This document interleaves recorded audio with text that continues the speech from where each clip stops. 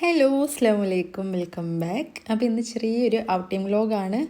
എടുത്തിട്ട് കുറച്ച് ദിവസമായിട്ട് എഡിറ്റ് ചെയ്യാൻ മടിയായതുകൊണ്ട് അവിടെ ഇങ്ങനെ പെൻഡിങ്ങിൽ വെച്ചായിരുന്നു. ഇപ്പം ബാബുക്ക് പോയി ഫ്രീ ആയപ്പോൾ ഇങ്ങനെ ഓരോന്നായിട്ട് എഡിറ്റ് ചെയ്തുകൊണ്ടിരിക്കുകയാണ്. അത് മാത്രമല്ല കേട്ടോ, നമ്മളെ ഫോണിൻ്റെ മെമ്മറിയൊക്കെ ഫുള്ളായിട്ടുണ്ട്. വാട്സപ്പ് ഒന്നും തുറക്കാൻ പറ്റണില്ലടോ. അപ്പോൾ പിന്നെ ചെയ്യാനുള്ളതാണ് ചെയ്ത്, ഒഴിവാക്കാനുള്ളത് അങ്ങോട്ട് ഒഴിവാക്കിയാൽ സെറ്റാവുമല്ലോ. അപ്പോൾ ആൾ നാട്ടിൽ വന്നാൽ നമ്മൾ എപ്പോഴും പോകുന്നൊരു സ്ഥലമാണ് കേട്ടോ ഈ ഒരു ബീച്ച് എന്ന് പറയുന്നത്. ഞങ്ങളിവിടെ തിരൂർ അടുത്താണ് കേട്ടോ. അപ്പോൾ നമുക്ക് ബീച്ചിലേക്കൊക്കെ പോകാൻ സുഖമാണല്ലോ. താന്നൂർ ബീച്ച്, അതേപോലെ കൂട്ടായി, പിന്നെ ഉണ്ണിയാല ബീച്ച്, അങ്ങനെ ഒരുപാട് ബീച്ചിൻ്റെ ഇവിടെ ഉണ്ട് കേട്ടോ. ഇഷ്ടമുള്ള ബീച്ചൊക്കെ പോവാം. തിരക്കുള്ള ബീച്ചും തിരക്കില്ലാത്ത ബീച്ചും ഉണ്ട്. ഇപ്രാവശ്യം ഞങ്ങൾ പോയിട്ടുള്ളത് ഉണ്ണിയാല ബീച്ചൊക്കെയാണ് കേട്ടോ. അവിടെ വലിയ തിരക്കൊന്നുമില്ല, നമുക്ക് നല്ല എൻജോയ് ചെയ്തിട്ടിരിക്കുക കേട്ടോ. പക്ഷെ ഞങ്ങൾ എത്തിയ സമയം കുറച്ച് നേരത്തെ ആയിരുന്നു. ഒരു 4 മണി ആയപ്പോഴേക്കും ഞങ്ങൾ അവിടെ എത്തിയിട്ടുണ്ടായിരുന്നു. അപ്പം പറയണ്ടല്ലോ, നല്ല പൊരി വെയിലായിരുന്നു. കുറച്ചുകൂടിയൊക്കെ നേരം വൈകിട്ട് പോയാൽ മതിയായിരുന്നു. ഞാൻ കുറേ നേരം വണ്ടിയിൽ തന്നെ ഒക്കെ ഇരുന്നിട്ടാ. ഐബ ഉറങ്ങായിരുന്നു. അവൾ ഉണരോളൊക്കെ ഞാൻ വണ്ടിയിൽ തന്നെ ഇരുന്ന്. ഉണർന്നപ്പോൾ പിന്നെ ബാബു അവളായിട്ട് പുറത്തിറങ്ങിയിട്ടുണ്ട്.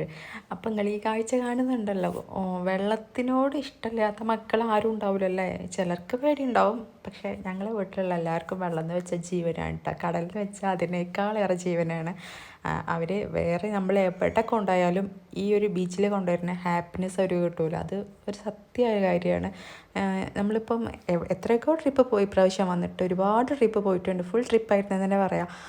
പക്ഷെ അവിടുത്തൊക്കെ പോയതിനേക്കാളും ഏറെ അവർ എൻജോയ് ചെയ്തിട്ടുള്ളത് ഈ ഒരു ബീച്ചിൽ വരുമ്പോഴാട്ടോ. അവർക്ക് വെള്ളത്തിൽ കളിക്കണം, കുളിക്കണം, നീന്തണം, ആ ഒരു സംഭവമാണ് അവർക്ക് ഏറ്റവും ഇഷ്ടപ്പെട്ട സംഭവം എന്ന് പറയുന്നത്. അങ്ങനെ നമ്മൾ അവിടുന്ന് മക്കളൊക്കെ അവിടെ ഭയങ്കര എൻജോയ്മെൻ്റാണ്. അപ്പം ഞാൻ അങ്ങനെ നോക്കിയപ്പം അവിടെ കുറേ കിളികൾ ഇരിക്കുന്നുണ്ട് കേട്ടോ. ദൂരെയാണ് ഞങ്ങൾ നിൽക്കുന്ന സ്ഥലത്തിനേക്കാളും കേട്ടോ. അപ്പം ഞാൻ നടന്ന് പോകും. എന്നെ കാണുന്നതിനനുസരിച്ച് അവരവിടുന്ന് ഇങ്ങനെ പാറി പോകുന്നുണ്ട്. കൊക്കുകളല്ല, അത് നമ്മളെ ദേശാടന പക്ഷികളാണെന്ന് തോന്നുന്നുണ്ട് കേട്ടോ. എനിക്ക് വലിയ ഐഡിയ ഇല്ല. പക്ഷേ ദേശാടന പക്ഷികളാണ്. നല്ല ഭംഗിയുണ്ട് കേട്ടോ കാണാൻ. പക്ഷെ ഞാൻ അടുത്തേക്ക് എത്തുമ്പോഴേക്കും കുറച്ച് പേരായിട്ട് അങ്ങനെ പോയി ഞാൻ അടുത്തെത്തിയപ്പോഴേക്കും ഒരുവിധം എല്ലാവരും മറന്നു പോയിട്ടുണ്ട് കേട്ടോ. പക്ഷേ ഞാൻ ഈ ക്യാമറ സൂം ചെയ്തുകൊണ്ടാട്ടെ ഇങ്ങനെയെങ്കിലും കണ്ടത്. ഞാൻ അവരടുത്തെത്തിയിട്ടില്ല, കുറേ ദൂരം തന്നെയാണ് കേട്ടോ. പിന്നെ അവിടെ വേറെ ആരുമില്ല, ഒരു തോണിക്കാർ മാത്രമേ ഉള്ളൂ ആ ഏരിയയിൽ കേട്ടോ. ബാബും ഇമ്മയും അവരൊക്കെ നിൽക്കണേ കുറേ ലോങ്ങാണ്. അപ്പം പിന്നെ എനിക്ക് ചെറിയൊരു പേടി. അപ്പോൾ പിന്നെ ഞാൻ അവിടെ നിന്ന് വേഗം തിരിച്ചു വന്നേ. പക്ഷേ ആ ഒരു കാഴ്ച കാണാൻ അവരൊരാളെ ഫോട്ടോ എങ്കിലും എടുക്കണം എന്ന് എനിക്കുണ്ടായിരുന്നു കേട്ടോ. നല്ല ഭംഗിയുണ്ടാവുമല്ലോ ആ കിളികളെ ഫോട്ടോ. പക്ഷെ ഒരാൾ പോലും നിന്നില്ല. സാരമില്ല, വിട്ടളഞ്ഞു.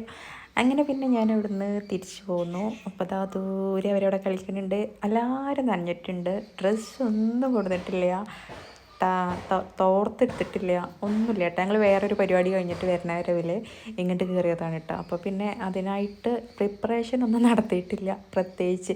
ഞാൻ എപ്പോഴും ഇങ്ങനെ പോണ സമയത്തേക്ക് എക്സ്ട്രാ ഡ്രസ്സും നല്ല വെള്ളം ഉണ്ടാവുമല്ലോ കുപ്പിയിൽ, മണലാവുമല്ലോ കംപ്ലീറ്റ് ആയിട്ട്. അപ്പോൾ ആ മണൽ കഴുകാൻ വേണ്ടിയിട്ട് ലാസ്റ്റ് കുപ്പിയിലെ വെള്ളവും തോർത്തും ഒക്കെ എടുക്കാറുണ്ട്. ഇപ്രാവശ്യം അതൊന്നും എടുത്തിട്ടില്ല. തിരിച്ചു വരുമ്പോൾ നല്ല രസമായിരുന്നു കേട്ടോ. ആകെ മണലിൽ കുളിച്ചിട്ട് നിലൂൻ്റെ ഒരു ടർക്കി ഉണ്ടായിരുന്നു. ആ ടർക്കി വെച്ചിട്ടാണ് എല്ലാവരും തല തോർത്തിയതും കാര്യങ്ങളൊക്കെ. മുന്നൊന്ന് ഷർട്ട് ഇടാതെ തിരിച്ചു പോകുന്നത് നല്ല രസമായിരുന്നു. പക്ഷെ അത് വീഡിയോ എടുക്കാൻ പറ്റിയില്ല. അപ്പോൾ ഒക്കെ അടുത്ത വീഡിയോയിൽ കാണാം.